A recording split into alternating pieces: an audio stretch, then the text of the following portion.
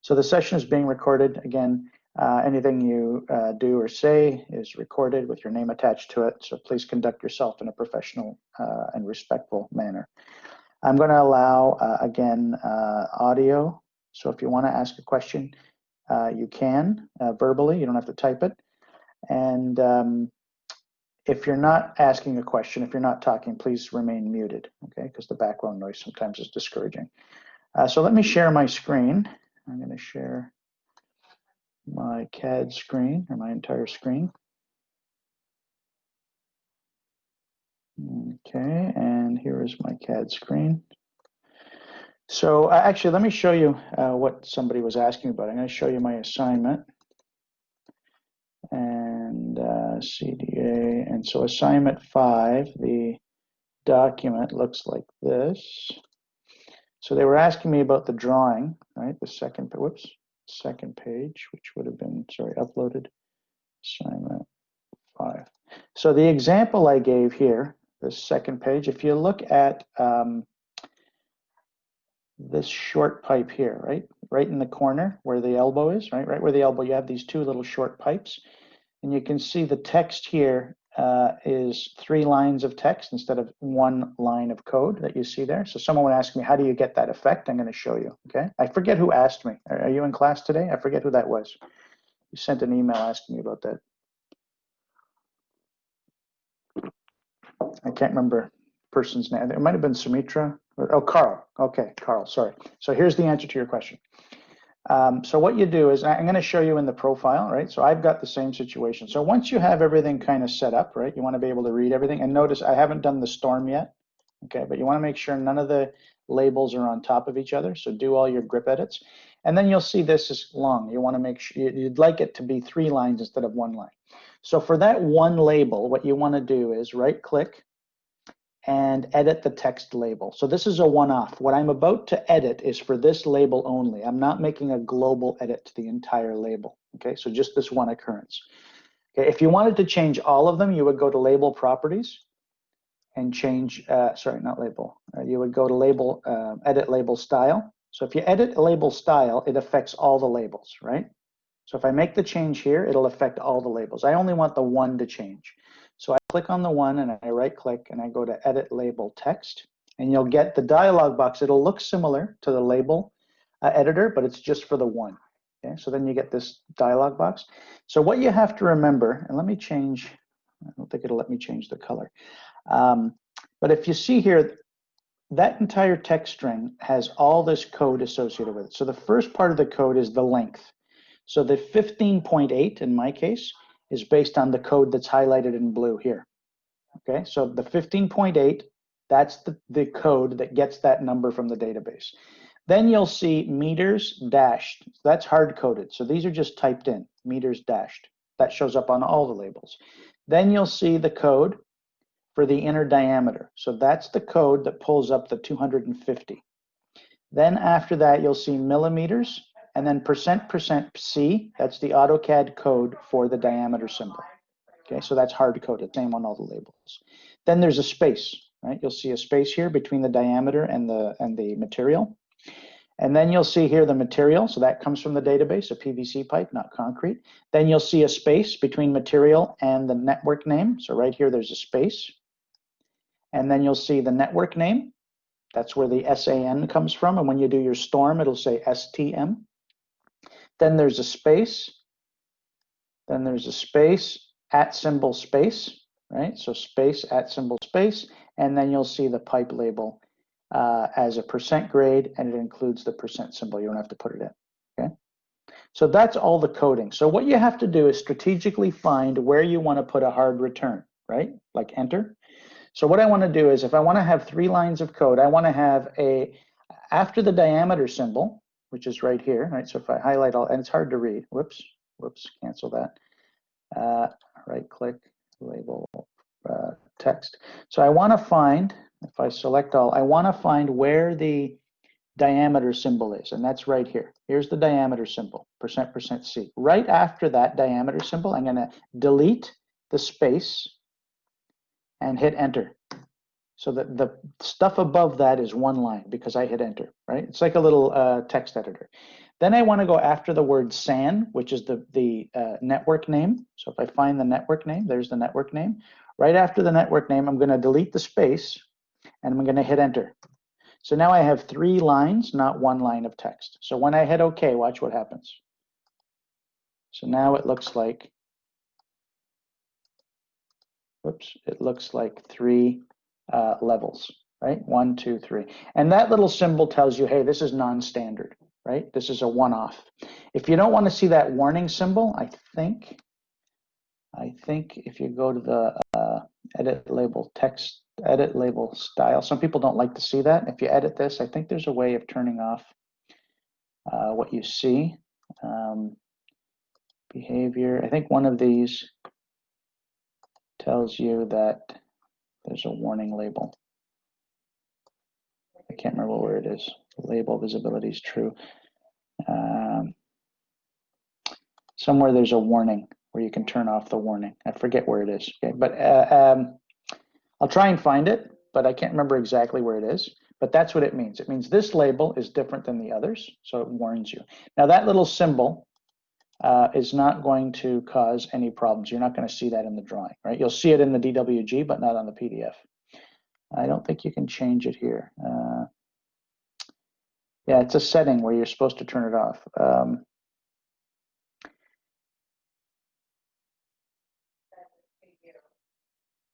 So you're worried about the text running over the 2 maintenance holes, Carl?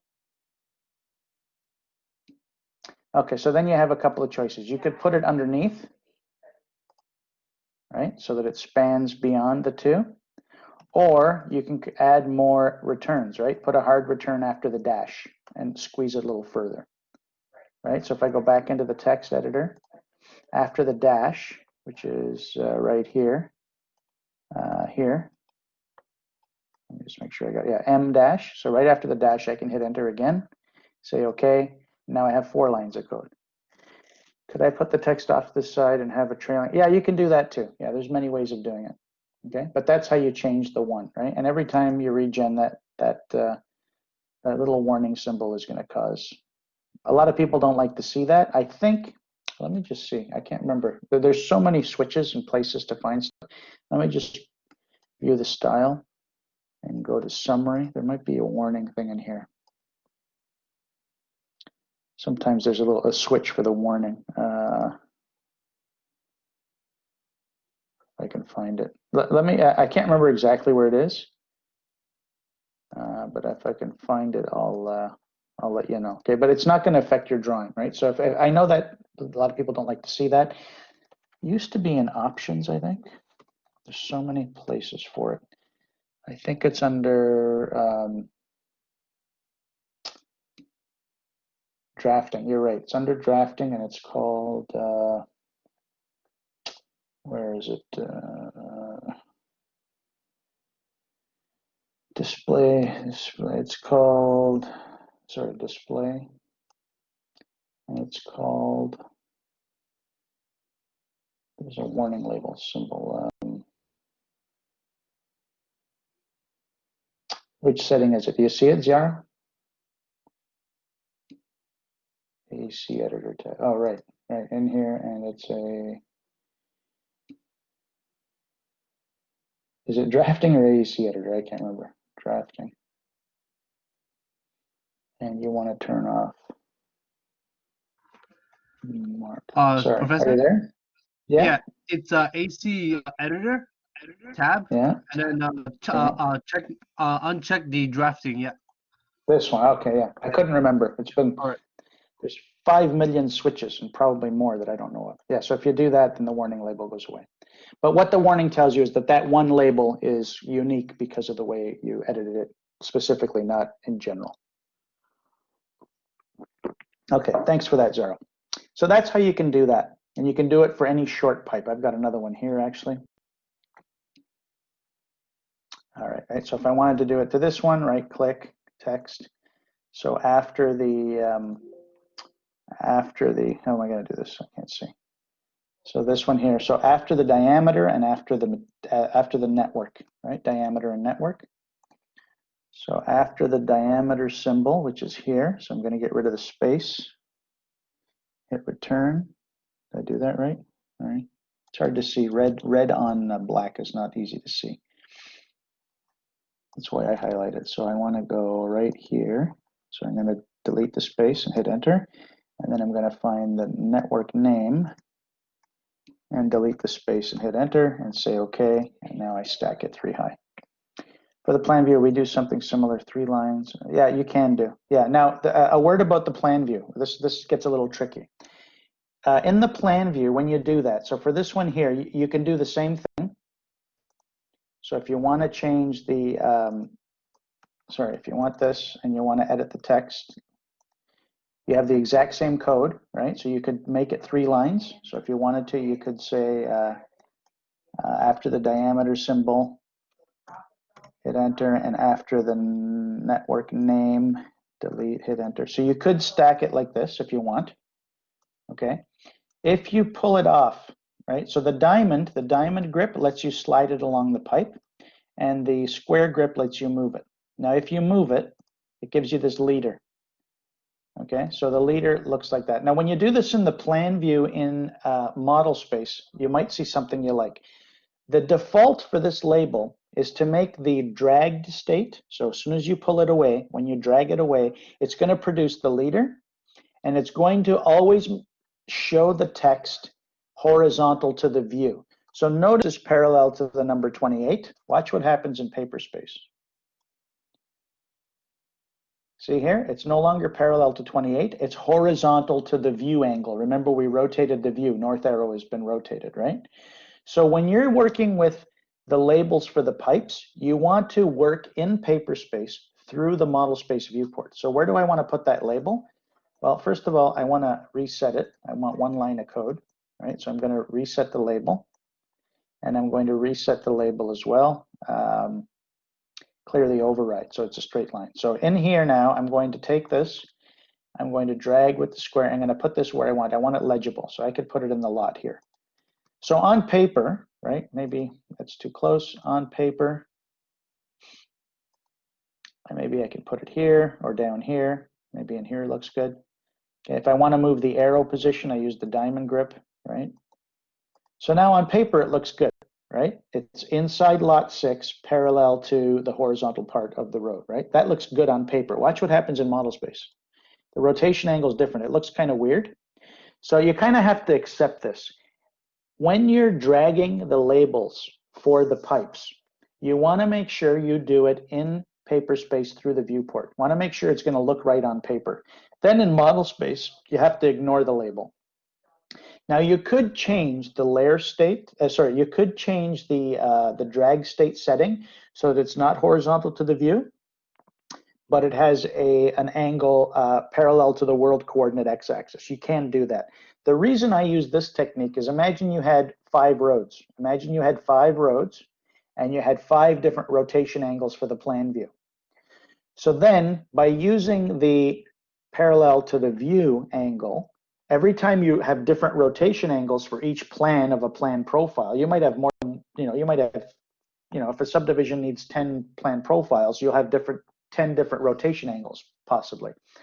So then you can make all the Paperspace look good and ignore what's happening in model space. Otherwise, you need to create a label with a rotation angle for every viewport, which is a pain in the butt. So this is how I manage it, right? I do all my presentation drafting for pipe labels in the plan view of the plan profile sheet through the viewport in Paperspace. And then whatever you see in model space, right, this here, just ignore it because you know it's going to look correct in the view for the road.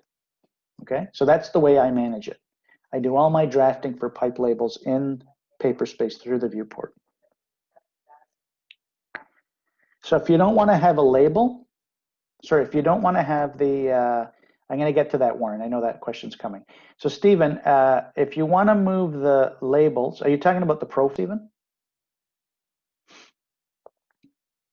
In the plan. So in the plan view, if you don't want to have a label, a leader, you have to change the style. So if you go into here, I don't think you can do a one-off. So if you can, you can edit the label text, but you can't I don't think you can turn well, maybe. No, the tail, that just shows the tail or not. Oh, you can turn toggle the leader. You can turn the leader off right there. So right click and turn the leader on or off. That's one occurrence. If you want, you can turn it on for all the labels. So this again is editing one label, right? So toggle the leader on and off. Okay. If you want to do a global edit, then you have to go to the actual style. So go to instead of the one, you go to the label style, and then in the label style, you can change the dragged state label to false. You can change this to false, and that affects all the labels, not just one. Okay, so Warren, yeah, I knew that question was coming. So how do we rotate the manhole label? So that's a really interesting question.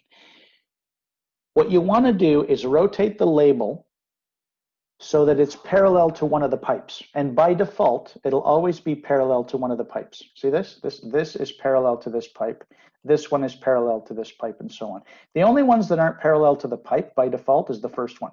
That's going to be parallel to the view, right? So that first one doesn't have a previous pipe to get a rotation angle from. So you'll notice the next one, right? The maintenance hole, this one is parallel to this pipe. And the next one, this label is parallel to this pipe, and so on. So that's the default angle. If you want to rotate the label, the secret is you have to rotate the structure. So the rotation of the label is tied to the structure itself, just like the name, right? If I want to change the name, right, I go to the structure property, and that's where I change the name. If I change the name to Sante, I'm editing the structure, and then the label reacts, right? I don't change the label, I change the structure, right? So this was maintenance hole 6A. If I want to rotate the label, I rotate the structure. So if you click on the structure, you'll see that grip. If you grab that circle, when you rotate the structure, and I can snap to the near point on the pipe, the angle of rotation of the structure will be the angle of rotation for the label. And then you can move it about if you want. But if you want to rotate that label, you have to rotate structure. It's tied to the rotation angle of the structure. Yeah, that's a great question. And the rotation angle for the label of a structure should always be parallel to one of the pipes. That's the look you want, right? So that one wants to be rotated. You know, if you don't like the rotation angle, if you don't want to put this, and again, I do this in the plan view, right? When I look at this, I'm going to go into the viewport. I'm going to grab this one, right? I'm going to move it so that it's on the pipe that it's parallel to. I'm going to move this, put it on the pipe that it's parallel to. If I don't want to make it like that, I want it to be parallel to this pipe. I click on the structure and I rotate it to match near. Now it matches the rotation of the other pipe, and I can put the label wherever I want on that other pipe. So that's generally the rotation that you want for the maintenance hole label, parallel to one of the pipes. Okay, and then the last one, like I said, would usually be horizontal to the model space view. Again, if you want to change that rotation angle, you change the rotation of the structure. This one's a no-brainer. It's going to be parallel to the last pipe. And then if you don't like where it is, above or below, you can grip edit that one at a time. Secrets to the universe. Warren, you like that one? I hope. Okay. Any other questions? It's not a trick. It's just a property, and it's things you learn when you become frustrated that you figure out. Now, if somebody teaches it to you, will it change in the profile view when you rotate the structure? Yeah, I'm in Paperspace. Yeah, I'm in here, right? So if you rotate the structure, I'm doing it through the viewport. That is a global effect. That happens in the plan it happens in the viewport and in model space. So that angle is fixed. It's not like the pipe label. The pipe label is horizontal to the view. The label is whatever the rotation angle of the structure is. It's got nothing to do with the viewport angle. Okay, so these are, again, little tips and tricks that you're going to kind of learn as you go through this. If you get, I've been doing this for 25 years and I'm still learning, right? So some of this stuff we figured out quick. I remember when I think it was 2007 or 2008, when Civil 3D was rolled out by Autodesk, they used to have a software called Land Development Desktop, LDD, which was similar in function, but different in terms of how the database is structured and set up. And in some ways, the original Land Desktop software was superior. The big difference between the two is this is more like a GIS system, and everything is internal to the, right? Whereas before, when we were using LDD, we actually had external files. The surface was stored outside of the DWG. Okay, now we're just storing links to the data, but everything is always in the drawing. So it's a little cleaner. It's not perfect. It's very good, but it's not perfect. So I spent, I think it was 6 months in 2007 or 2008. So I was part of a team that when Civil 3D was rolled out and our company adopted it, I was part of a team for 6 months. All we did was create styles and train other people on how to use the Civil 3D software, right? How to leverage it. What's the best practice? And we were doing things that you can do in Civil 3D, but were more trouble than they were worth. So for instance, I think I talked about this. I use the pipe network database for sanitary and storm, but I don't use the pipe network for water main. For residential local subdivision roads, which is most of what I did in my career, we just draw the plan and the profile of the water main using AutoCAD, and that's what I'm going to teach you next semester. It's simply AutoCAD. You can use the pipe network. There is a pipe network here. Let me show you.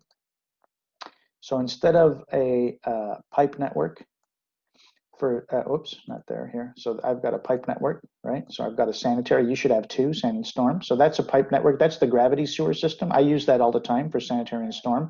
There is a pressure pipe network.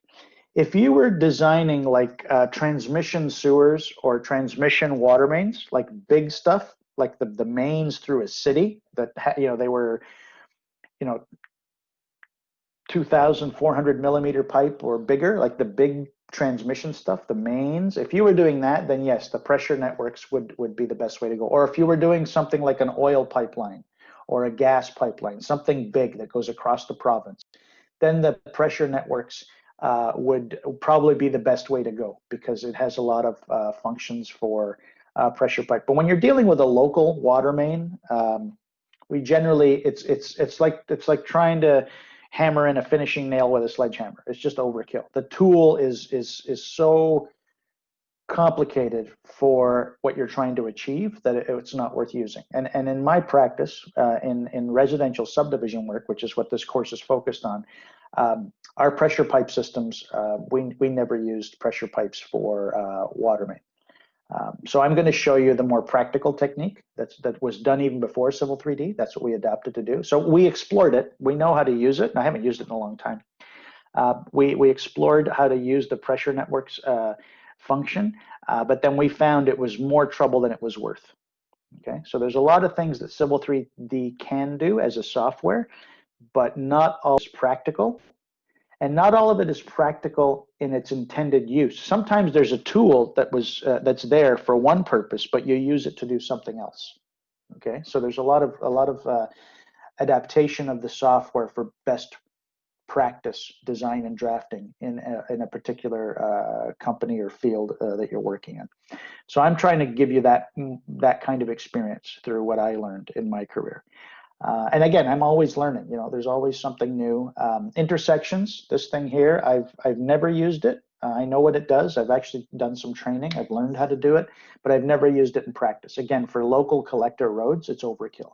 Intersections is good for rotary intersections or interchanges like big roads, right? Arterials and freeways or two freeways and so on. So there's, again, there are tools there, and they may not always be the most efficient use of a tool or the most feasible use. Might be more trouble than it's worth. So that's all I'm saying. Okay, any questions about that? Okay, when I try to move the label vertically after the intersection, And the question, the label gets moved on an angle and not vertically up. How do I fix that? So you're talking about the plan view again? When I try to move the label vertically. So in here, you're talking about this?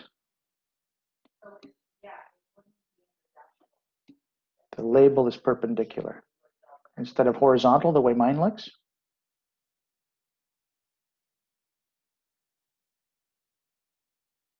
Stephen, unmute yourself. It'd be easier if you just discuss it. I don't want you to type too much.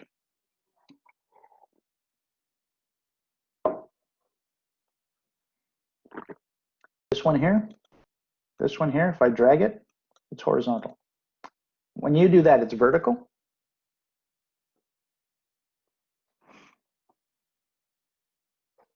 Or this one here, this one will be horizontal to the view as well.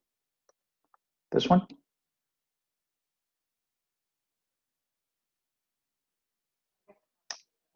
If I put it up here, whoops, not that. I got to drag the whole label. This one. If I put it over here, it's still horizontal.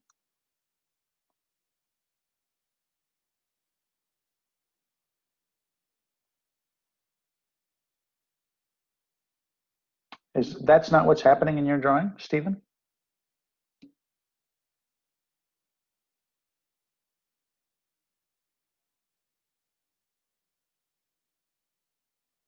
Oh, I see what you're getting at. So this, you want it to be on top instead of on the bottom? So watch this. If I click on the pipe, if I right click, flip the label, that puts it to the other side. Flip label. So that maintains it as a non-dragged state, but on the other side of the pipe, flip label. Is that what you're talking about?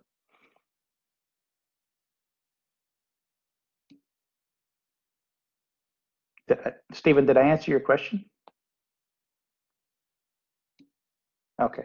Warren, yeah, I'm going to show you a trick for that. So let me bring back my center line. I actually froze it because I didn't want to, I didn't want to focus in on it. Let me just get my corridor back because that's where I put it.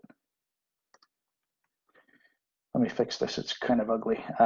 So this alignment is on the corridor layer, so it shouldn't be. I'm going to put it back on layer 0. And then I'm going to freeze the corridor.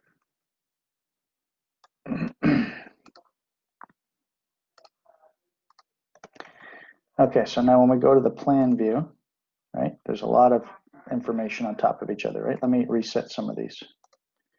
Let me reset this, right? So there's all this drafting to do. Okay, so when you see this, and I'm only showing one pipe, right? Here's one trick that I've used in the past, right? So this one here, you can drag it if it's short, right? Get it out of the way, and then there's no conflict. You can see here the maintenance hole is through the label. Now in this case here, the label for the center line takes precedent, okay? This is actually pointing to an exact position, so I don't want to do that, okay? I'd rather leave that label alone. So I would take this and rotate it to be parallel to the other pipe. So I would do this. And now they're no longer in conflict. So you have some choice. So this one here, yeah, I'm going to rotate the label to be parallel to this pipe, and then I'll put it over here. Okay, so that's one way of getting some of the conflict out of the way. When you see something like this, you see the label for the stations is through the text of the pipe. Well, I don't want to move the label for the station. Okay, that's kind of silly. Okay, because the label really marks the spot. You can drag this.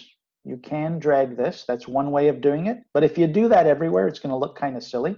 So here's the trick. This is kind of the trick here. Okay. If you click on the label and you use the diamond shape grip, if you take that, you can slide the pipe back and forth. And if you do that, you can slide the pipe so that the text is in one of the spaces. See that? The text for the station label is in the space of one of the label on the pipe, right? And if you don't like it there, you can put it in here. So now it still looks like in the standard position, but you can read everything. So that's another little trick. Warren, you like that one?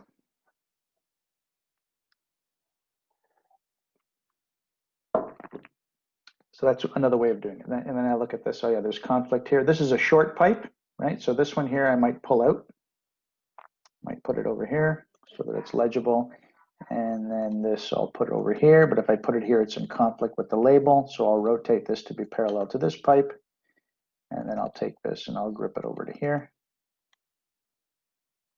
Same thing here. This is already parallel to this pipe, so I'll just drag it over here and so on. So try your best. Now, some you will have some conflicts you just can't get away with, but text on top of text is something you should try and avoid at all costs, right? So there's a conflict here, there's a conflict here. I'll just move this over here so it's in the space between the diameter and the material. So then it's no longer in conflict, okay? So it's a very subtle thing. And let me just check. I don't remember if I did that or not. I can't remember if I was that anal on this, but I think I did that here. Yeah, see, I kind of fit it in between here and fit it in between here and fit it in between here. So I kind of use that.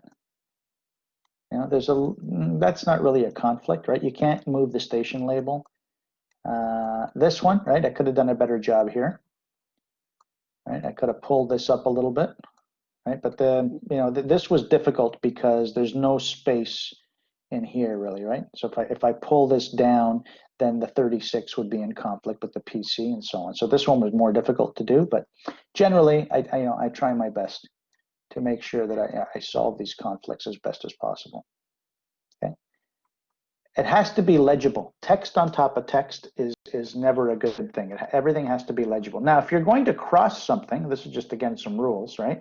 If something is going to be in conflict, make sure it's something that's not important. For instance, on this label here, you know, if I had a conflict, I wouldn't want the pipe size or the length or the slope. The important pieces of information here is the length, the size, and the slope. All the other stuff is common to all the labels, so if they're hard to read, it's not a big deal. So think about what's important on the label and make sure that the important item is visible. So right here, you can see that the lot line goes through the 6 on the 16.4. That's not good. So I would clean it up like this, you know, and now, you know, the 16 is visible, the 250 is visible, the 0.5 is visible, right? And the fact that this line goes through the millimeter symbol is not a big deal. So these are things you want to think about to make sure that you've got, you've got something that looks clean and is easy to read. Remember, at the end of the day, your design might be perfect, but the presentation has to relay that design. You have to communicate it clearly so that it's obvious, okay? Another thing you want to look at is here. Notice the text is not horizontal to the view, which is distracting. So sometimes we rotate that as well. So that's another way of doing it. Another thing you might look at is instead of making the text horizontal to the view, you make it parallel to the lot line that it's on. And that way it's easy to read. Okay, so there's a couple of options here. So if I go to model space, remember the rotation angle here is between 100 to 120. That's the horizontal angle. So if I go into model space, right, if I had the text parallel to this line between this label and this label, right, between these two labels, that would be good. So here's one way of doing it. I'm going to make a copy of this, take it from its grip, and go near to the center line, right? So I'm snapped to the center line. I'm going to click on it. When I go in here, I can grip at it. So this, if you follow along down here, it says stretch. I don't want to stretch it. If I hit enter, it's going to scroll through the different functions you can do on the grip editor. So if I hit the next one, it says move. I don't want to move it. If I hit enter again, it says rotate. Now I can rotate it about that point. And if I pick a near point, now it's parallel to the center line. And then if I isolate that layer, right, that's the angle I want. Get rid of these, sorry, right? That's the rotation angle I want. I can actually use the match properties. I could take this and pick all of these at once, and it'll match the rotation angle.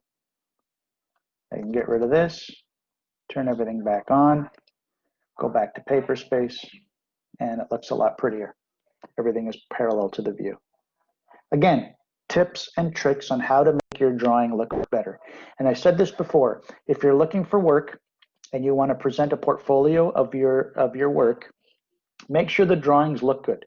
Even if the design has flaws or is missing information or has errors, when you show this to somebody during an interview, they can't look at it in the time, in the detail, in the time that it takes to find errors in design. But as soon as they look at it at a glance, they'll be able to tell whether it looks good, right? If presentation is good, you're halfway to that job.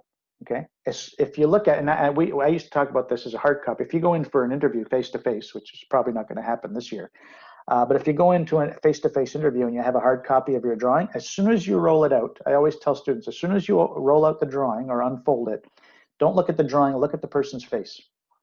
And you can tell by the expression on their face whether they're impressed or not.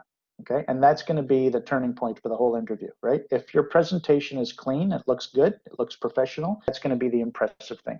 Okay, so again, if you're creating a portfolio of your work for interviews to showcase what you can do or what you have done, make sure it looks good. Okay, the design has to be perfect at work. You have to do excellent work, but for the interview, it has to look good. Okay, and if there's a couple of flaws in the design, that's not a big deal. Okay, so keep that in mind. So the kind of what we're discussing today is more about presentation, is more about, you know, making your drawing look just so, you know, just looks just, you know, as good as you can to make sure that everything is good. Another thing you'll see, I didn't do the storm sewer, but if we go back to my PDF, you'll see some other things that you try and do, which is, it looks subtle. When it looks good, it's hard to tell. When it doesn't look good, it's obvious. Look here, see how I dragged these two? I dragged these two pipe labels. Notice, you know, they're kind of justified the same. The angle of rotation of the leader is almost the same, if not exactly the same, right? So it looks uniform, right? The text is on top of each other. In the plan view, the storm sewer, right, is above the sanitary, so I could have switched them. Doesn't really matter, but they're parallel. The pipes are parallel, the pipe labels are parallel, and the leaders are parallel. It's a very subtle thing, but again, the more care you take to standardize everything, the better it's going to look. Okay? And I like to pair the labels. Like you could put the storm label up here, right, in lot 4, 5, 6. You could put the storm label in here. That's another technique, but I like to pair them. If the pipes are parallel and, you know, next to each other, then I do the same with the labels for the pipes. It just, in my opinion, it looks better, right? But again, it's up to you how you want to do that. There's more than one way, but there's always something you can do to improve the text. And you know, those presentation marks when I pick on the presentation marks, that's what I'm looking for, right? That extra step, that extra mile. What are you doing to really showcase, to really, you know, make a drawing that looks professional, right? And these simple things that I'm talking about makes a difference, right? You know, the text conflict here is clean. The text on the labels is parallel. See here, this is another one. This is very subtle. Okay, my eye goes there because I've seen this. If you look at 4, 5, 6, 7, 8, 9, 10, 11, 12, 13, notice they're all parallel, but the 6 is higher than the others. See that? The 6 is higher than the 4, than the 5 and the 7 on either side. Why? It's probably something silly that I did, right? But you should try and standardize it. Or have a constant offset from the front, right? So that these ones, 12, 13, 14, 15, would kind of curve around, kind of parallel to the street line. Okay? All these little subtle things. Okay? These kind of look weird, right? If we had a constant offset from the street line, then these numbers would kind of flow and kind of wrap around in a curve just like the street line, and that would look a little, that would enhance the drawing, right? When you see the straight row of all the text, it kind of takes away from the fact that the road curves, right? So again, little subtle things like that make a difference, right? My eye caught that right away. That number 6 is off. And then at the end here, right, 13, 14, 15, it's kind of off. What am I talking about? Let me show you in AutoCAD. So if I was doing this, you can see here in this drawing, it's a little better. See here, 7, 8, 9, 10, 11, 12, 13, 14, 15 kind of curve a little bit. I deleted some lines here, I shouldn't have. But you know, that's what I mean by presentation.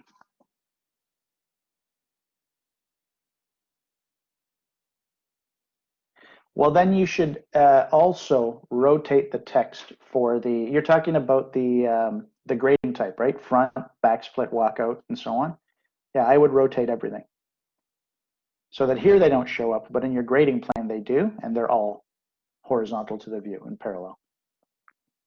It's not an easy thing to do when you have more than one drawing. Like that rotation angle is constant. So in another view, they may appear upside down, right? So you got to be careful with that. So sometimes, if this is one drawing, that's one thing. But if you have a bunch of them,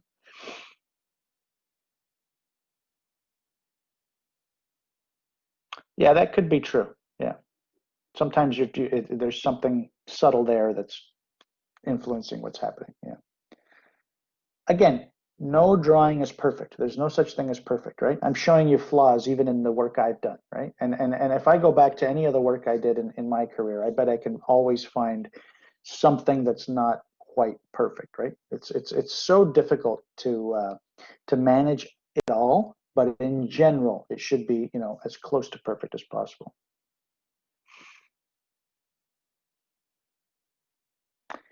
Well, then in the grading plan, you have to rotate everything, not just the lot number, but the lot grading as well. So you have to rotate both. Let me see mine. I think in assignment, in the last assignment, I might have shown that. Hang on. In module 4, when I showed you the assignment, can't remember if I did it here. I might have. See here, the lot numbers and the labels are also parallel, right? Even though my north arrow is, I didn't show my north arrow is not straight up, right?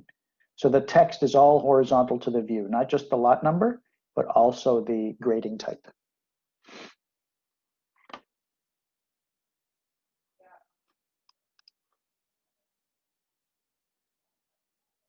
No, but at least they're legible, right? At least they're legible.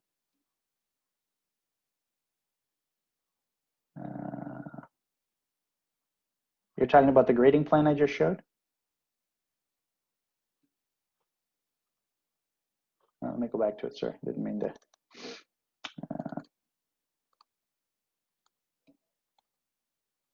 Hang on, let me bring it back up.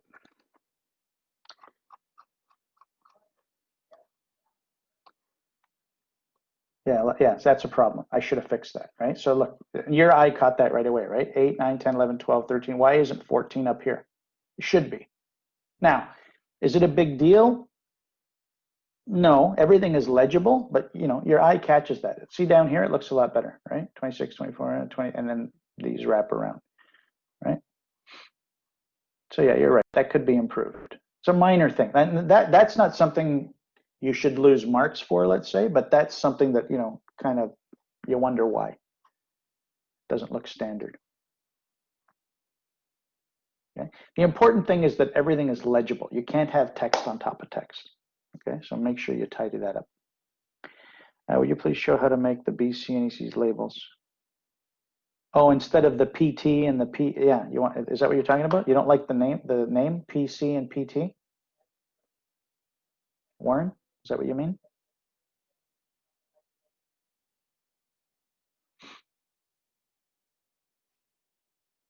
Oh, these were deleted. Oh, that's easy. You go back to the model space. So if these get deleted, if that gets deleted, right, or if these get deleted, you could always go to your alignment, right click, right, not the label, the alignment. Right click and go to edit alignment labels. And then import the set. And the default set is called road. Say OK. Whoops. And FG. And then you have all your labels, right? Every 20, every 10, and then all the geometry points. So when you say OK, all those labels show up again. Now these ones you don't need, right? These defaults, you can get rid of those. So in that label set, you only need the two, edit, alignment labels. I believe that the geometry point ones, I believe this one, profile you don't need, so you can actually delete that one. These are the ones you need. Those are the defaults. So if they disappear, just import the, so let me do that again. So click on here, right click, go to edit alignment labels. If it's blank, if one or some of them are missing, just import the set called road. It's going to ask you for the profile. Just pick the finished ground. And of these, this one here you don't need, the profile geometry. Those are the white ones that come up. So you can delete them. You can delete them here, right? Or you can delete them from the plan view of the drawing. Is that what you're talking about, Warren?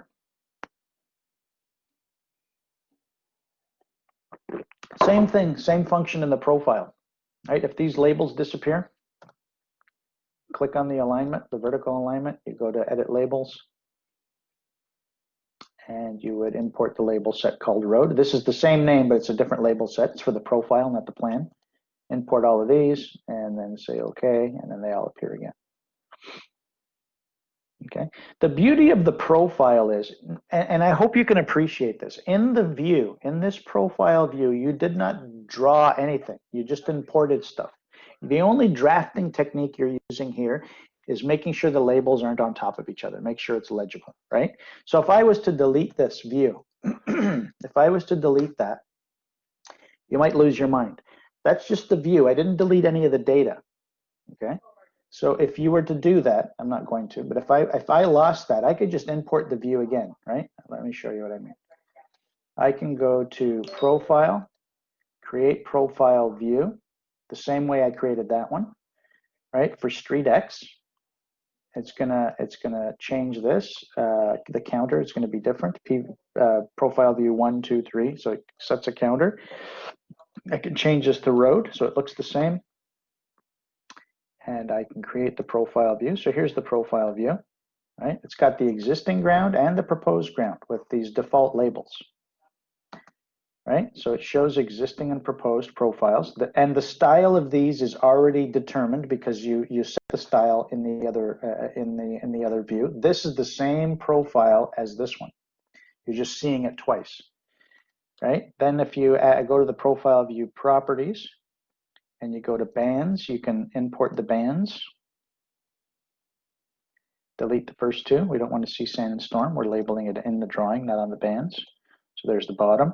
I want to see the pipes, again, from the plan, right? I grab all my structures, select similar. I grab all my pipes, select similar. Right click, draw the parts in the profile view, and it draws everything for me. And then I can add labels for everything, right? This has the edit labels. I'm going to import the label set called road. It puts in the labels for me. And then for the entire system, I can add label. I can add label. And whoops, I think I added two here. Sorry, I can add label. I don't know if I can do them all. Select similar, add label. I think it wants me to do one at a time. Right, and then you can change the style to what you want, put them on the right layer, and so on.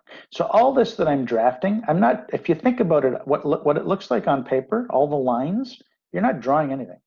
What you did in CRX, remember you had to draw the invert, you had to draw the obvert, you had to draw the maintenance hole, all that stuff you had to draw. Here, you're just drafting it into the profile view, okay? So, you know, although it's pretty impressive when you see what's in the profile view, but none of it is manually drafted with lines. It's all database related. So that's the power of it. Okay. We will do some manual drafting in the profile view next semester when it comes to the water main. When I draw the profile of the water main in the view, I'm going to use a similar technique to what you learned in CRX. Okay, but for the most part, it's database information that you can call and present. Okay, so don't need this. Any other questions for this assignment? The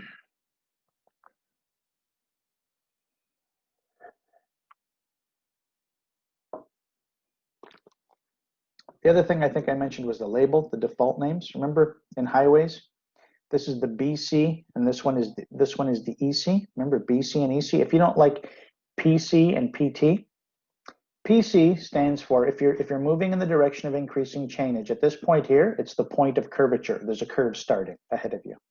And when you get to here, there's a tangent ahead of you, point of tangency. So point of curvature, point of tangency. If you don't like those labels, you can go to settings. You can go to right click and go to edit the drawing settings.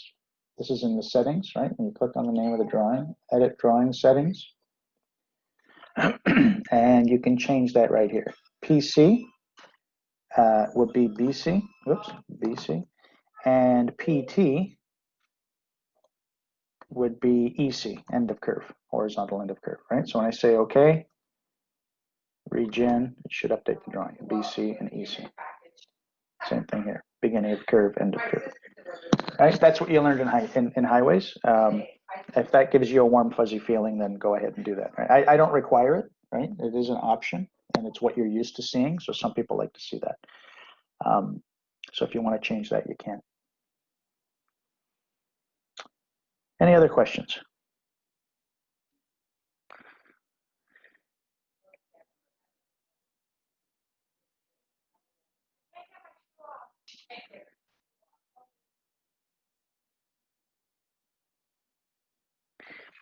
The C-Road plan center prop was an existing layer. If I freeze the layer for the centerline elevations, if I freeze the layer for the center, sorry, it's an alarm there. Okay, so that layer was an existing layer. If I freeze the layer for the centerline elevations to not show for plan profile, the alignment visibility isn't showing besides at the crescent. I changed the layer for the elevations after this, but are you able to fix that? So this is the funny thing about objects. This object, the center line, if I list it, when you create it, by default, it goes on layer 0. Okay? But it's like a complicated block. So even though the object is on layer 0, if I go to the alignment properties, you'll see under, sorry, not properties, the alignment style. The alignment style. You'll see that the component of the different things are on different layers. Okay, so we show all the lines, all the curves. If we had spirals, they would be on. And here's the layer that they're on. So that's probably what you're talking about, Stephen, right? There's an arrow if you have it, line extensions, all this stuff. If you want to turn them on, watch this, apply. Okay, see the arrow? These are all styles of, things you can see or not see on the alignment, right? And if you want, I've done this before, if you go to the edit alignment style, sometimes I make the curve a different color so it's easy to see. So maybe I'll make the curves magenta. Right? So now you can see anything, if you were to isolate this layer, anything red is a tangent, everything magenta is a curve, and so on. So for these styles, so even though the object is on layer 0, pieces of it, alignment style, are on different layers. Okay, and that's probably what you're encountering. Okay, it's a very complicated object. Right, so there's a lot going on. Right, but I don't show any of this stuff. I don't like to see this stuff here. Let me just undo a few steps. Does that answer your question, Stephen? Yeah, like I said, there's a lot of stuff going on, and I can't possibly teach everything in one course, unfortunately. I can give you the basics. I can make you functional at work so you can get the design done, but there's a career just in drafting, a career just in styles, a career just in functions, or best practice and so on. So that's a lot of big companies have a CAD department or a CAD manager or management system, and they look after all this, right? So as a designer, you should be using styles and adding styles. As a draftsperson, you should be applying styles. But then there's a higher order of management where you have to adhere to company standards or municipal standards, and then that's managed by a separate group usually, right? In a big company, they have either a CAD manager or a CAD management group. In a small company, if you're looking at a very small company, then you might be doing everything. So I make you aware of it, but for the most part, it's kind of your company should have some kind of standard for all their styles and their procedure and technique, and how they do certain things. So that's the kind of thing you'll learn when you get to wherever you end up working. Again, I have to teach it to you because you're using styles, and I show you how to create styles, but it's not necessarily something you're going to be involved with immediately, right? So if you get a job in a company where they're doing land development, if you start off as a drafting person, you'll be using the styles. Once you get more senior in the drafting, you might get involved in the CAD management side, right? Or you'll switch over to design. And if you get into the design part, maybe you won't get into the CAD management side of things, but you may make suggestions, especially if you're working in a new municipality that your company's never worked in before, or a new province or a new territory. Things change, need to be updated. So you might get involved in that. So there's many career streams for the types of things that we discuss in this course. There's drafting, there's CAD management, there's design, there's project management, there's estimating. An estimator needs to use the CAD drawing sometimes to do some estimating. It's not always the same person. In most companies on a big subdivision, like when I worked on a big subdivision, we would have a project manager that kind of manages the project from a budget perspective, right? Deals with the client and the municipality. We would have a project coordinator kind of overseeing the design. So they're the person that comes up with the concepts. The road's going to flow this way. The existing ground's going to be matched here. Here's where your existing pipe systems are. So they would kind of look at it in a global kind of sense, on a conceptual level. And then there'd be detailed design. And the detailed design might be split to two people. One person in charge of all the lot grading, another person in charge of all the of pipe design. And then there'd be a third person doing all the drafting, right? So you could split the labor. Once you create all your alignments and your profile views, someone can set up, just like we did, the plan profile, even though it's not complete yet, right? When we look at the profile, you can set this up, right? This versus this. Someone can set up those two views, even if the pipes aren't finished yet. Someone can set up a grading plan, even if the grading design's not done yet, right? So you can proceed to do a lot of drafting, even though the design is not complete yet. Right? So it's a team effort. So on a big subdivision, you might have, a lead designer or coordinator. Then you might have someone in charge of the grading, someone in charge of the servicing, someone in charge of the drafting, or maybe one person in charge of the drafting and a couple of junior staff doing some other drafting. So you could have a team of 5 to 6 people, depending on how big the project was and the timeline, right? What the deadline was to get it done. I was fortunate in my career. I got to do a little bit of everything. I started as a junior draftsperson, intermediate draftsperson, senior draftsperson. I did some CAD management. I got into, finally got some experience with some design. So I was kind of a junior designer, intermediate designer. I finally got to the level of senior designer where I was doing the concepts. Then there was project coordinator and manager.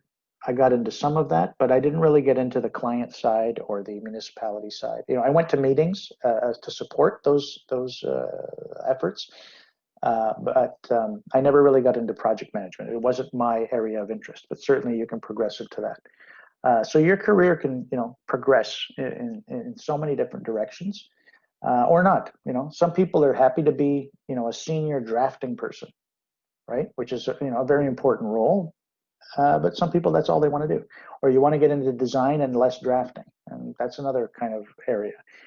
So depending on the company and the opportunities, your career could take so many different directions. But on a day-to-day basis, when you're doing design or drafting, the stuff you see in this course and what you're going to experience next semester is a day in the life of a municipal design drafting technician, technologist. So I've said this before, if you don't like what we're doing in class, you're not going to be very happy at a job where you're doing this all day long.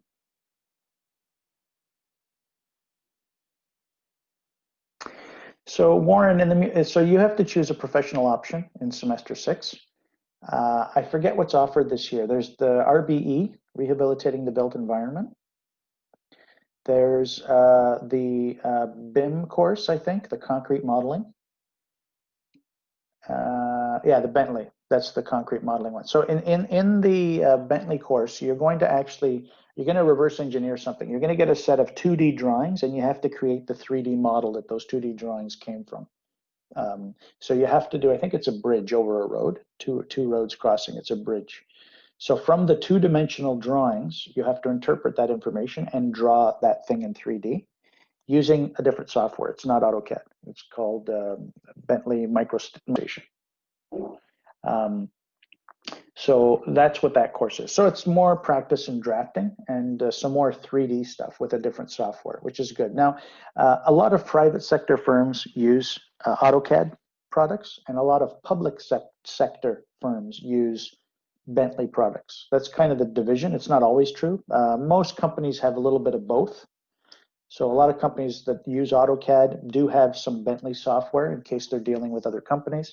And same thing with the municipalities, right? They have Bentley mostly, but I know the TTC, they use Bentley. The City of Toronto uses Bentley. One of the big companies, a private company that uses Bentley is Hatch. So that's another big one. But most of the private consulting companies use AutoCAD and AutoCAD Civil 3D or Revit or any AutoCAD product. So that's kind of the basic division. It's not always, it's not true, but mostly that's the cutoff. Public sector uses Bentley and private sector uses AutoCAD. So that would be a good course if you want to explore some more drafting options. Rehabilitating the built environment is pretty good when it comes to asset management and determining, I think, maintenance on infrastructure. So it's not a bad course either if you want to get into that kind of thing. What else is offered? Is there are there any other? Oh, there's the professional practice course. You can actually take a course to prepare you to write the OSET law and ethics exam. I believe that's offered.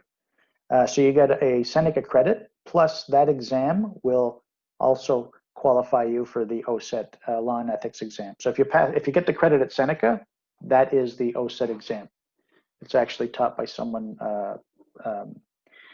certified by OSET. So that's another good one to take. If you're going to join OSET, the Ontario Association of Certified Engineering Technicians and Technologists, you have to write a law and ethics exam, and you can do it through your program at Seneca College next semester. And if you're interested in that, I suggest you sign up for it as soon as you can, because it fills up pretty quick. I think they only offer one section. I'm not sure how they're dealing with it with COVID. It's the first time they're offering it, starting the semester with this COVID business online. So they may be able to offer it to more students online than they would have in a classroom. But generally, they only offer one section, which is typically about 40 or 50 students. So if you're interested in that, then you better sign up for it quickly. The other thing, what else is there? I'm not even sure what's available this year. Let me look online. So if you look online, if you go to what we offer, and you go to programs, and you go to engineering, and you guys are technologists, so you're going to be looking at civil engineering technology. And if you go to courses, academic calendar, so in your 6th semester, your professional option, okay, so I'm not sure. So these are the professional ones. So I know they're offering CDM, that's the concrete modeling with the Bentley software. There's the PPE, the Professional Engineering Ethics Professional Practice Exam, right? The Rehabilitating the Built Environment. I think this is new, BEN, or it's been offered a few years now. Building Envelope System. There's two ways of thinking about this course here, right? If you're in the building stream, that would be in line with it. But if you're not in the building stream, it's a way of getting some experience on the building side of things, right? So you guys are municipal students. So if you want to kind of cross over to the building side a little bit, maybe that's something you want to do, right? So instead of complementing what you're doing and keeping a focus on municipal, maybe you do something different to look at the other options that you're not taking, right? Because you're in the municipal stream. So that's another option there. So the building envelope system might be something of interest outside of municipal, just to cover your base that way, right? At the end of the day, you all get the same diploma, right? When you look at the diploma, you can't tell whether it's building, municipal, or transportation unless you look at the details of the transcript. So it's up to you what you want to do. If I was a student, I would probably take the PPE course. That would be my interest, right? Just to get it done. It's kind of two birds with one stone, right? You get a credit at Seneca, plus you've written your law and ethics exam for OSET, and there's two things covered with one course, so that's nice. If you're really interested in drafting and software, then the concrete modeling is another way to go. If you want to stay on the municipal side, but outside of design and get into kind of the asset management systems, you get into RBE, or you want to get into project management directly. There's so many options here. So you really have to pick, what your area of interest is. I hope that answers. So when I was a student, we didn't have professional options, unfortunately. As a matter of fact, when I graduated in 1995 as a technician. So I only did 2 years. So I graduated in 95, and then I came back and I finished my 3rd year part-time. So believe it or not, I only graduated from the technology program in 2010. And at that time, they still didn't have an option. So I just took whatever and the course I took, which wasn't an option, it was mandatory, was RBE. I had to take Rehabilitating the Built Environment. And at that time, I don't know what the course is now, but at that time, Rehabilitating the Built Environment, we did, we actually went and did a bridge inspection, a concrete bridge inspection, where we had to look at the bridge. We walked the deck, we looked at the parapet walls, we walked underneath it where the creek crossing was, and we checked what the quality and the state of the concrete was. So it was kind of, it was for a bridge, but it was a concrete bridge. So we were looking at any deficiencies in the concrete. Was there any spalling? Was there exposed rebar? Were there any cracks? Were there any pieces that fell off or were missing? So you learn a basic bridge inspection, a concrete bridge inspection. So you had to draw the bridge, you had to show where the deficiencies were, you had to, we did a couple of tests. We kind of dragged a chain along the deck to see if there was hollow in places. We tapped it to see the sound. So many different things you can do. And so we had a drawing, we had to locate all the deficiencies on the bridge, and we had to write a report. So there was a mini report associated with it. So that was a good course. The other thing we did in our RBE at the time, I don't know if they're doing it anymore, we had to do a phase 1 environmental site assessment. So we had to go to a site and do some research. So we had to find out who owned the land in all these years, all the adjacent landowners, and list potential risks on the property. So for instance, I did a restaurant downtown. Turns out in my research, it used to be a gas station. Oh, that's kind of a red flag because there was underground storage tanks. And so there's a potential for, gasoline mixed in the soil. So you identify all these potential risks. And the phase 1 or phase 2 environmental site assessment is usually conducted when property is exchanging ownership. So when somebody's buying or selling property, there's a whole career of people that's all they do is environmental site assessments. So it's a lot of research, looking up who owned the land before, what the land use was, what businesses was on that property, what kind of business operations were happening. Like a gas station has gasoline and oil. Might have been a paint company, so there's risk of paint and turpentine being spilled. It might have been dry cleaners, so there's chemicals associated with that industry and so on. So we actually had to do it was modified. We couldn't do all the work because we couldn't actually get on the property. We didn't have access to the property to go into the building and walk the site. So we could only do it from a research perspective. And we did go to the site to look at it and take some pictures and kind of wander around. Mine was downtown, so I was trying to see it from 3 sides, but I couldn't actually gain access to the property. So that's why it's a modified assignment.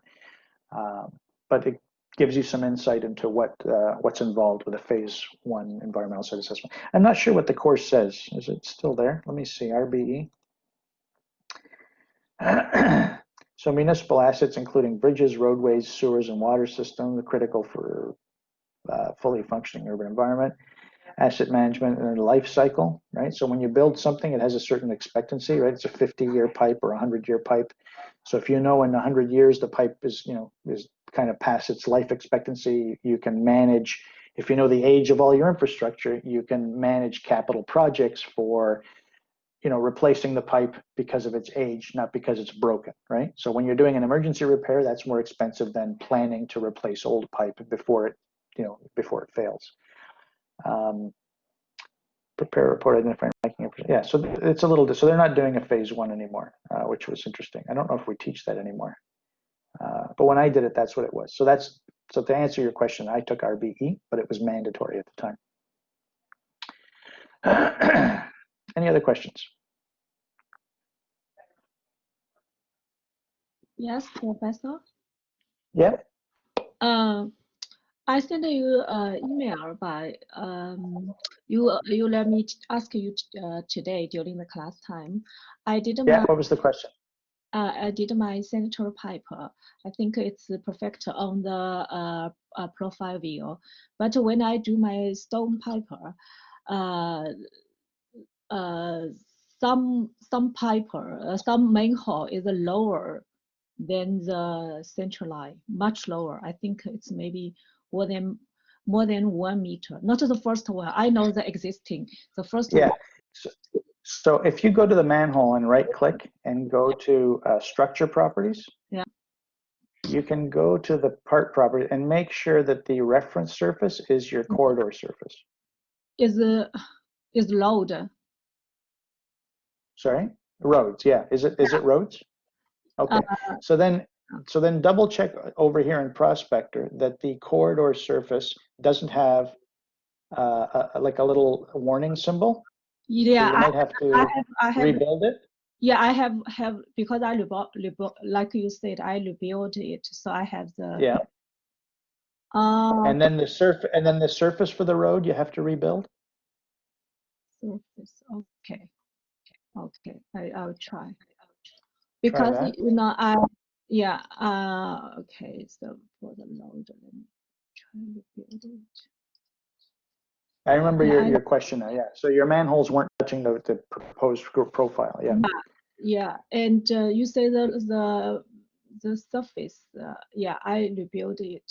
The surface. Okay. But, And if you go to your core, is there more than one road surface here? This one is under which one? Under the point group. So you should have three surfaces: existing, roads, and FG. Yeah. Yes, I rebuilt Okay. the load. So just three, right? Yeah. Okay. And in the corridor, let me check here. In the corridor, Corridor. if you go to corridor properties, and if you go to surfaces, is the surface on? Is this on? Make sure you're building the surface. Let me show you that again. So if you go to the corridor, right click properties. And then if you go to the surfaces tab, make sure this is on, right? Turning on the surface. Is that on for you? Yeah, it's top. Yeah. So is this on? Is the check mark there? Yes. Yeah. Okay. Yeah. Because if it's not, then it's not gonna build the surface. Is there a boundary? So if you go to properties again, is there a boundary? Did you do this? Is there a boundary here? Let me click boundary. Okay, it's yeah. Okay, delete the boundary. So remove the boundary. Try that. Remove boundary. Okay. Say okay. And then you might have to rebuild the corridor and you might have to rebuild the surface.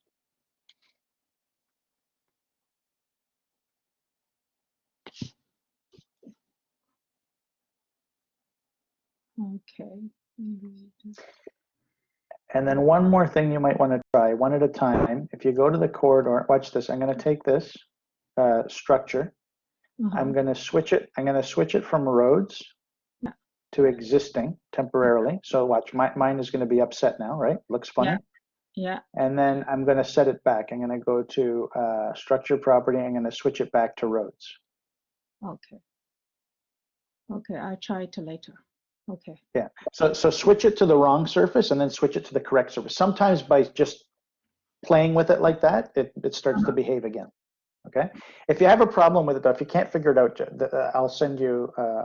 Send me another email and we'll have a meeting. Sure. Okay. Okay.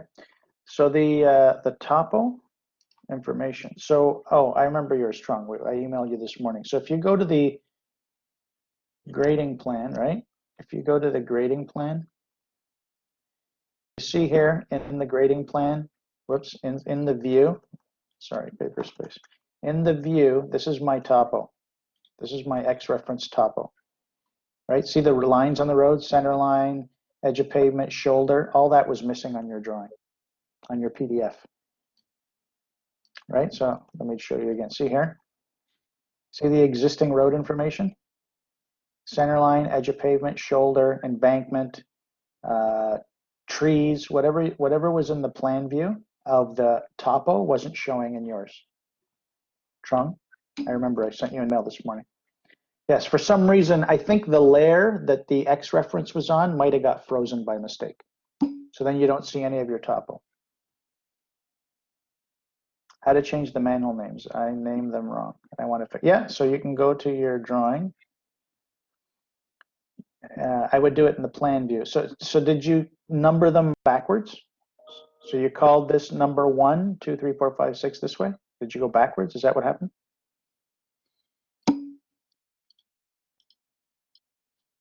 Okay, well, if you want to change the name, you click on the structure, right click and go to structure properties. And then in the information tab, you change the name there. So if I want to change the name, if I want to call it Sante, and I say okay, then the label reacts. You can see my name here now. All right, so click on the structure, right click and structure properties, and you change the name in the information tab. Manhole 6A. Now, the thing to be careful is if you're trying to use a name that's already in use, it won't let you use it, right? So this is 6A. If I try and type in 5A, which is the next one, if I change this to a 5 and I say okay, it won't let me. I already have one. Okay, so it's a unique database. Okay, so you have to, if you already have a number, you have to go change that one first. So you're getting that error? Is this the error you're getting? Okay, so wherever you have, so what you might have to do, I would do it on the list then. So if you go to pipes, pipe network, sanitary, and if you open that up to structures, you'll see all the maintenance hole names, right, in the list here. So if you know which is which, if I try and change this to 5, it won't let me, right? It just won't let me because 5 already exists. So you have to rename the 5, call it 50, and go back and then rename this one 5. It has to be unique. Right? So then I can make this a 5 because 5 doesn't exist anymore. Does that make sense?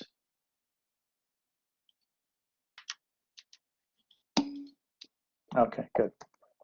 Yeah, it's a unique database. So you can't name one the same as another if that name already exists. So in here, sorry, this one. See, so there's no manhole, whoops, there's no maintenance hole 6A, MH6A, so it'll let me use 6A. Whoops.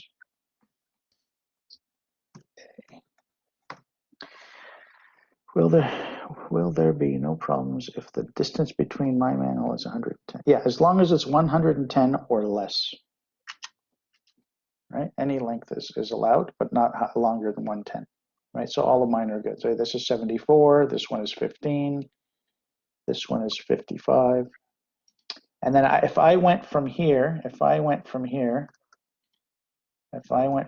all the way to here, I think the radius of this circle, yeah, would have been okay. I could have used one, but I put in a couple more just as an example. Yeah, the center to center distance can't be more than 110. Any other questions?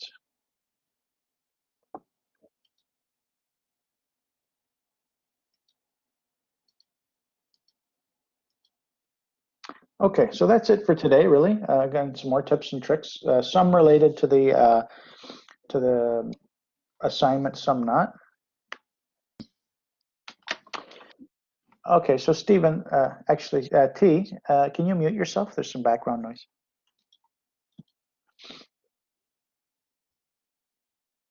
Okay, so why? So my career took some funny turns. First, I went to university. I actually graduated in 1992. I have a degree in mathematics from the University of Toronto. And when I graduated from U of T in 1992, it was very difficult to get a job. I didn't have any job skills. There was no real job training. It was a very theoretical, pure math program that I did. And it was the end of a recession. So it was very difficult to get work. So I worked for a couple of years in a bank and I hated it. And I decided to go back to school. So instead of doing a full 4-year engineering program, I thought, let me just go back and I'll do something where I can apply my math. So I went to Seneca and I did the 2-year technology. I wish I had stayed 3 years. So I just did the bare minimum. And as soon as I graduated, I got a job with a company, and I was with that company for 15 years. Before I took another job, and then finally I started teaching full time. So during that time, I did a teaching degree. So in 2002, I graduated from Brock with a Bachelor of Education for adult education, because I'd already started teaching part-time. And then finally, my 3rd year, I decided to get it because I was motivated to try and get my PEng, my engineering license. To apply for your engineering license, you need a degree in engineering by a certified program recognized by the Professional Engineers of Ontario, or you can get a limited license from the PEO if you have your technology diploma. So with my technician diploma, they wouldn't accept me as a candidate for my limited license. And I couldn't even start taking courses, because what happens is if you don't have a university degree, the minimum is a 3-year technology diploma. And then since then, they've changed the rules. Now, if you become a limited licensed holder for the PEO and you're a member of OSET, there's a new designation. So you could be, T, can you please mute?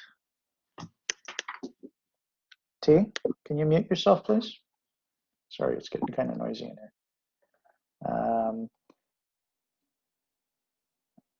Okay, so then what I did was, if you become a member of OSET, if you're a member of OSET with a 2-year diploma, you can get what's called a certified technician designation. If you have a 3-year diploma, you can get a certified engineering technologist, a CET, which is what I have now. If you join the PEO, you have to have a 3-year diploma. And that 3-year diploma, so if you maintain membership in both the PEO and OSET, then there's a new designation. And what they have now is an LET, which is a licensed engineering technologist. So you can do the work of an engineer. You can stamp drawings, but again, it's like a limited license where you can only do work that they approve you to do. So for instance, in my case, if I was to get my LET, I would be certified to do residential subdivision, commercial subdivision, servicing and grading design, right? But I can't design buildings and I can't design stormwater management systems. So the limited license, or the licensed engineering technologist, has a very explicit scope of work that you're certified to do. Anything outside that area, you're not allowed to do. If you were a full engineer, you could kind of do more, and you can police yourself and say, okay, I spent most of my career as a civil engineer doing municipal work, but if you start doing some structural work and you're trained in it, you can decide to sign and seal those types of drawings as well. As a limited license or a licensed technologist, you can only do the work you're certified to do. And you can't branch off by yourself. You have to be certified by them in a specific area. So I know a few people who've got their LET or their limited license. You can't do anything with the Professional Engineers of Ontario without your 3-year technology diploma. So that was my motivation for getting my 3rd year of college done, right? After 2 university degrees and already having a technician diploma. So I was already a certified technician before and started my 3rd year because I had work experience. I did my law and ethics exam. The other thing you need to do to get membership into OSET is to write a technical report. So they require a technical report. Right now, our program is not certified under the technology, I think it's called TAC, Technology Accreditation Board of Canada. Once we get that certification, which the college applied for this year, by graduating from Seneca, you no longer need to submit a technical report to OSET. It'll already be included in your education at Seneca. So we do have, that you're taking, what's the name of the course now? Your technical report writing. What's that course called? It's called, you guys are taking it now, right? ETR. So you're taking ETR 591, 592. I taught it a few years ago. So if you're taking ETR 591 and 592, when the program is certified, and it's not, you won't have to submit a technical report. Your group, when you graduate, you're still going to have to submit your technical report to OSET. when the program is certified. Right now, it's not accredited.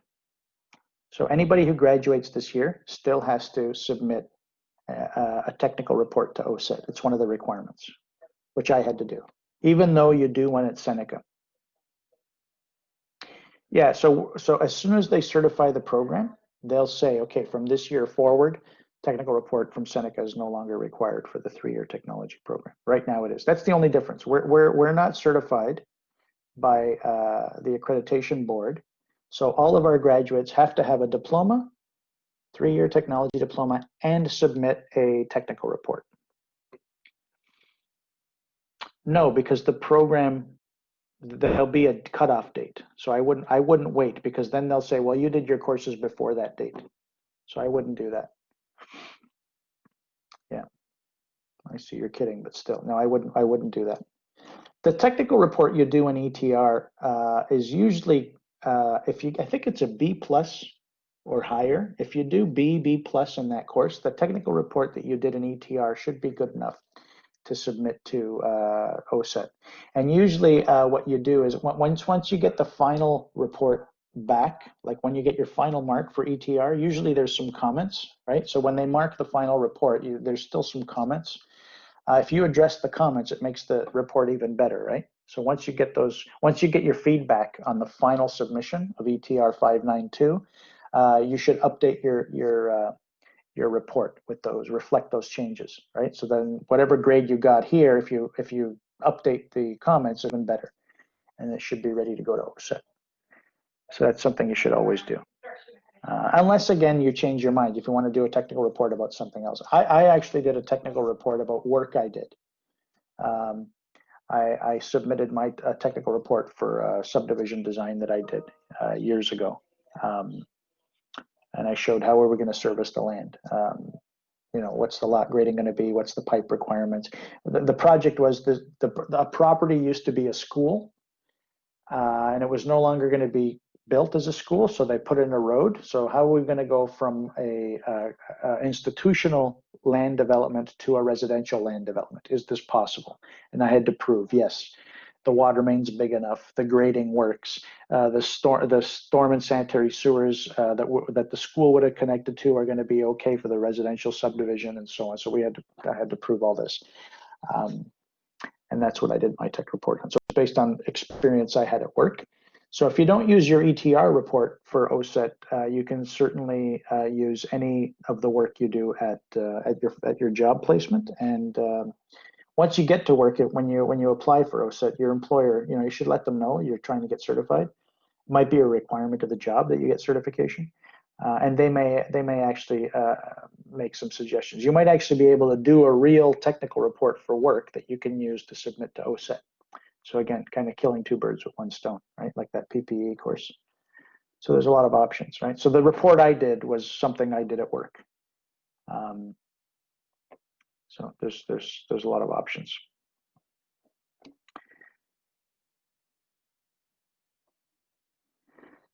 They're all good. There's a lot of women in engineering, more now than there were before. It's still a small percentage of the total, but that percentage has gone up over years. Traditionally, it's been around 6%, but it's getting higher, 7, 8 now, depending on the area. I was fortunate. I had a couple of one of the partners in a firm that I worked for was a woman. She was very good. She was a stormwater management expert. One of my project managers I worked for, she was also a stormwater management expert. She was very, very good. I enjoyed working with her. She was my boss for 6, 7 years, I think. Yeah, I've seen them in all categories. In my municipal experience, I've seen women in drafting and design and project management and stormwater management. There's one woman I worked for, she did utility coordination, where she went and made sure that none of the utilities were bumping into each other. So we do sanitary, storm, and water, but then there's gas and cable and bell and electrical and all these other all these other utilities.